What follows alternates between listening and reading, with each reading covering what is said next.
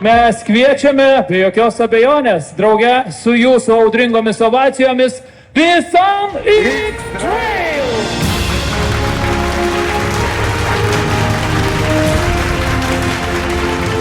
Vidutinės kainų kategorijos metų automobilių 2024 tampa pats geriausias visų laikų Toyota Prius!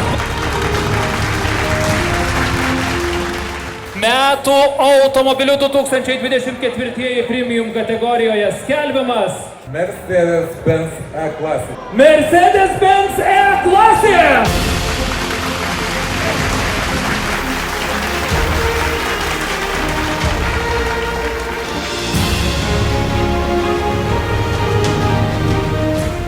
Apie tai, kad mes rinkom 3 automobilius, turiu labai visokių minčių ir rinkdamas trejetuką ir tada dalindamas balus, galvojau, kad viskas čia paprasčiau ir aiškiau.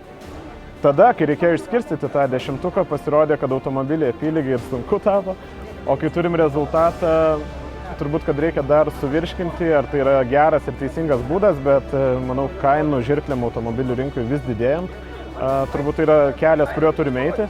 Ir turim 3 metų automobilius, kurių titulas yra lygiaverčiai vertingas ir jie visi labai geri, tai tikrai nesuklydom. Iš dalies tai buvo lengviau, nes trejetuką išskirti kiekvienoje kategorijoje buvo ganėtinai nesudėtinga, tik tai, galbūt pigiausiai klasėje žaidė keli modeliai, kur vis reikėjo pasvarstyti, ar vienas ar kitas. Dažnu atveju iš tikrųjų norėjosi tą 10-tuką dalinti lygiomis 3 dalimis, tik tai, kad šis štai nesidalino. Tai iš tos pusės tikrai buvo sudėtingiau, nes kiekvienas tas modelis atrodė, kad vertesnis yra daug didesnio balų skaičiaus. Iš tiesų su tuo rezultatu yra labai įdomu, nes pati iki paskutinės minutės skaičiau balus, argi daugiau duoti Ioniq 6 modeliui ar E-klasės Mercedesui.